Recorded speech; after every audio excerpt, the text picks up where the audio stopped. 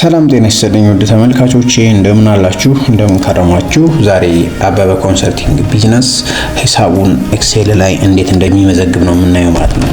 እንግዲህ ኤክሴል ላይ አራት ነገሮችን እናዘጋጃለን። አንደኛ ጀነራል ጆርናል ወይም ሂሳብ ምዝገባ እናከናውናለን። ቲ አካውንት እናዘጋጃለን። ኢንካም ስቴትመንት እና ባላንስ ሺት ስቴትመንት ኤክሴልን ተጠቅመን እናዘጋጃለን ማለት ነው። በዚህ መሰረት ትራንዛክሽኖቹን መጀመሪያ እንመዘግባለን ጀነራል ጆርናል ላይ ማለት ነው። ስለዚህ አንደኛ ፌብሩዋሪ 2026 ላይ ዘ ኦነር ኢንቨስት $30,000 ካሽ ኢንቱ ዘ ኒው ቢዝነስ ነው። ስለዚህ ለአዲሱ ቢዝነሱ 30,000 ብር ኢንቨስት አድርጓል ማለት ነው። አበበ ኮንሰልቲንግ ቢዝነስ ምዝገባው እንዴት ይከናወናል የሚለውን እንመልከት። ፌብሩዋሪ 2026 ላይ ካሽ በዴቢት 30,000 ኢኒሻል ኢንቨስትመንት በክሬዲት 30,000 ይሆናል ማለት ነው።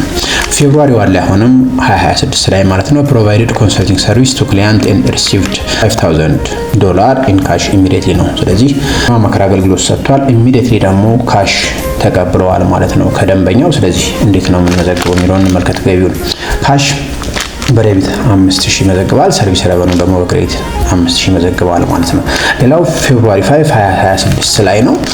እዚህ ጋር እንደምታዩት ፕሮቫይድ ሰርቪስ ቱ ኤ ክላይንት ኤንድ ቢል ዘም 3,000 ኦን አካውንት ቱ ፔድ ላተር ነው የሚለው። ስለዚህ አገልግሎቱን ቅድሚያ ሰጥቷል፣ ነገር ግን ገንዘቡን የሚቀበለው ወደፊት ነው ማለት ነው። ገና አልተቀበለም። ስለዚህ እንዴት ሂሳቡን ይመዘግባል የሚለውን ስናይ አካውንት ሪሲቬብል በዴቢት 3,000 ይመዘግባል። ሰርቪስ ረቨኑ ደግሞ በክሬዲት 3,000 ይመዘግባል ማለት ነው። ሌላው ፌብሩዋሪ 10 2026 ላይ ነው። እዚህ ጋር እንደምታዩት ፕሮቫይድ አዲሽናል ሰርቪስ ፎር ካሽ 2,000 ነው የሚለው። እንዴት ነው የምንመዘግበው? ካሽ ዴቢት 2,000 ሰርቪስ ረቨኑ በክሬዲት 2,000 እንመዘግባለን ማለት ነው። ፌብሩዋሪ 12 2026 ላይ ደግሞ እዚህ እንደምታዩት ማለት ነው ፔድ ዘ መንዝሊ ኦፊስ ረንት ኦፍ 1,200 ኢን ካሽ ነው የሚለው። ስለዚህ ረንት ኤክስፐንስ ወይም የቤት ኪራይ ወጪውን እንዴት ነው የሚመዘግበው የሚለውን ስናይ ረንት ኤክስፐንስ 1,200 በዴቢት ካሽ 1,200 በክሬዲት ይመዘግባል ማለት ነው። ፌብሩዋሪ 15 ሪሲቭድ ዘ መንዝሊ ዩቲሊቲ ቢል ፎር 300 which will be paid next month on account ነው። በሚቀጥለው ወር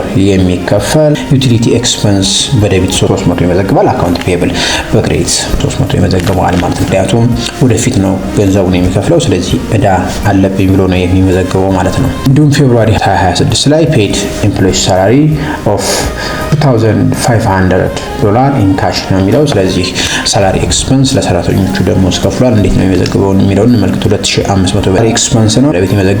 ካሽ በክሬዲት 2,500። በዚህ መሰረት ጀነራል ጆርናሉን ካዘጋጀ በኋላ ቲ አካውንት ያዘጋጃል ማለት። ፌብሩዋሪ 2026 ላይ ካሽ 30,000 ነው። ስለዚህ እዚህ ጋር መተን 30,000 በዴቢት እንመዘግባለን።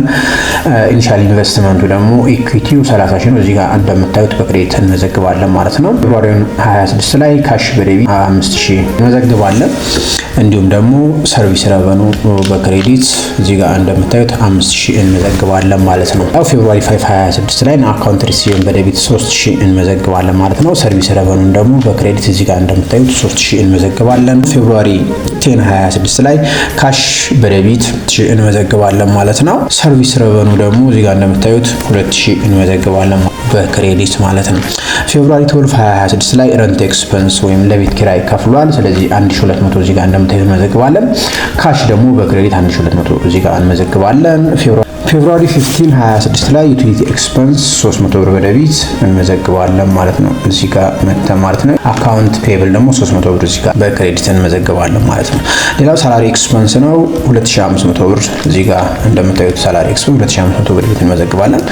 ካሽ ላይ ደግሞ 2,500 እንመዘግባለን ማለት ነው። ከአካውንት ላይ ያለውን ሂሳብ ስናይ የዴቢቱን እንደምራለን እንዲሁም የክሬዲቱን እንደምራለን ማለት ነው። ስለዚህ ከ37,000 ላይ 3,700 ሲቀንስ 3,300 ካሽ ባላንስ አለ ማለት ነው። አካውንት ሪሲቬብል 3,000 ባላንስ አለን። አካውንት ፔብል 300 ባላንስ አለን።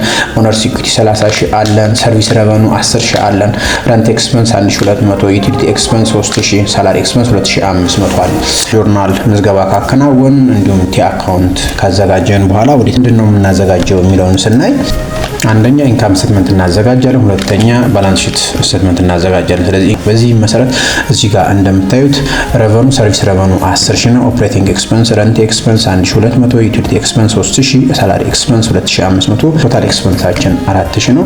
ከ10,000 ላይ 4,000 ዲዳክት ስናደርግ 6,000 ኔት ኢንካም ይኖረናል ማለት ነው። በዚህ መሰረት ኢንካም ስቴትመንታችንን ካዘጋጀን በኋላ ወደ ቀጣዩ የምንሄደው ምንድነው ባላንስ ሺት ስቴትመንት ነው የምናዘጋጀው። ስለዚህ አሴት ላይ ካሽ 33300 አለን፣ አካውንት ሪሲቬብል 3000 አለን። ቶታል አሴታችን 36300 ይሆናል ማለት ነው። ሊያቢሊቲ አካውንት ፔብል 300 አለን። ኢኩዊቲ ኦነርስ ኢኩዊቲ 30 ሺህ ያለን። ሪቴን ኤርኒንግ እዚህ ጋር ያገኘ ነው ማለት ነው 6000 አለን።